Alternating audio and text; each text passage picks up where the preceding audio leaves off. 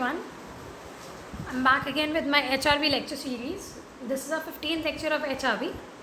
Before beginning, let me just give a brief introduction about myself. I'm Rashmi Magla, working as an assistant professor for the BBA department of St. Andrews Institute of Technology and Management.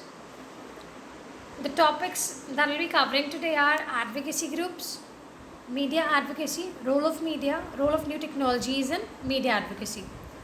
So let's get started. Now, advocacy groups. See, whenever a number of people, who have a common political or economic interest, and when they come together and form a group, such kind of groups are termed as advocacy groups. And a number of advocacy groups, they have emerged at global and national levels to basically defend the rights of the victims. So, let's see in detail. An advocacy group is an organization whose members share a common political, economic or social interest and try to advance those interests through the political process. The primary aim of these groups, the main aim of these groups is to help the victims of violation of human rights by sharing their miseries and fighting with the agencies of state with them and for them. So basically, these groups, they help the victims whose rights have been violated. They share their miseries and they fight with the agencies of state, either along with them or they fight for them. Now, these groups, we can also call them pressure groups or lobby groups or campaign groups and special interest groups. These are several names which we can give to them. And, they play a vital role in spreading awareness among the people about their rights. They make the people aware about their own rights, and they also aim at preventing the abuse of human rights. And as I told you, they help the victims those victims whose rights have been violated. Now next is media advocacy. Now media advocacy is the strategic use of news making through TV, radio and newspapers to promote public debate and generate community support for changes in community norms and policies. So, in media advocacy, we basically make use of the news. A strategic use is made via different forms of media like TV, newspaper or radios, and they promote community support or public debate. Why? These debates are mainly there for bringing changes in the community or their norms and policies.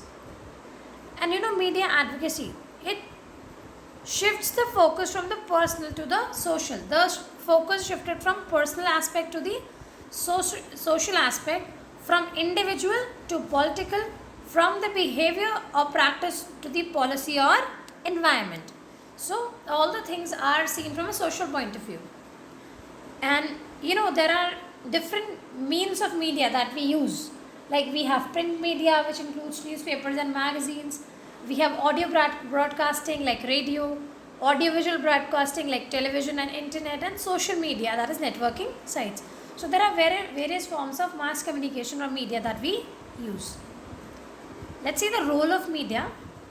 Now, media is very powerful and it can play various roles in many industries.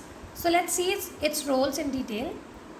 It can give publicity to cases of violations of human rights. See, via the use of media, publicity can be given to the cases. Otherwise, nobody will be aware that what things are going on in the world or within the country. Or it is only media which gives publicity to various, things which are happening around. So, along with various things, it can also give publicity to the cases of violation of human rights. It can educate people. Now people can be educated by the use of media, by using internet. It can suggest the ways and means to address the violations. Various ways and various means through which we can address what these cases of violations. It can give us those ways. Then it has the ability to assemble people and bring the victims and perpetrators who have committed a crime to justice. So media has got ability. It can bring people together. It can bring all the victims together who are fighting for the justice. Then it helps in expression and dissemination of news and views to public at large. So we don't need to go to each and every individual and tell them about the case or tell them about the news. It passes on the news at a large scale. Various people can view the same news at the same time. So it expresses and disseminates. It kind of sends to everyone, in to the whole public at a large scale. Then it can give publicity to organizations and individuals involved in the promotion of human rights education. All those people who are involved in the human rights education, they can gain publicity. Their organizations can gain publicity, and individuals also can gain publicity. Then, so these are the few roles that media plays.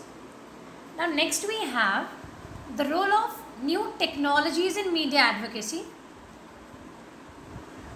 Now when we talk about role of new technologies in media advocacy, see, new technologies have presented various new dimensions in media advocacy with greater effectiveness and efficiency. They have shown us various dimensions. Now main features of these new technologies and role in media advocacy are, the main are transformation, initiate quick action, legitimate, digital freedom and effectiveness.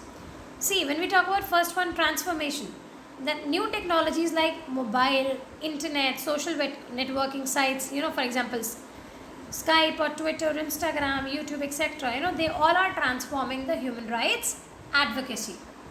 Then initiate quick action. See, by compiling messages shared on powerful media or shared on social media, it's very powerful. It can initiate quick action when some messages are shared overall, on the media. So the news quickly spreads, and then action is taken quickly. Then legitimate. See, the Universal Declaration of Human Rights, it also declares the fundamental rights to seek, receive and impart information through any media. So that means we have a right to seek information, and we can get the information from any sources of media. Then digital freedom. Now research conducted by Human Rights Center on advocacy, it recognizes the importance of digital freedom for democracy and protection and promotion of human rights. Then last one is effectiveness. Now effectiveness, it depends upon timely, accurate and reliable information, powerful messaging and free access to media. That whatever information is being given to the people, it should be on time, the information should be accurate and it should be reliable also. We should not give any false information. So powerful messaging and free access to media can make the news very effective. So these are the roles of new technologies in media advocacy. That's all for today. Let's see a few questions based on today's concept. What do you understand by advocacy groups? What are the functions of media? And describe the role of new technologies in media advocacy. Stay tuned for the upcoming lectures. Thank you.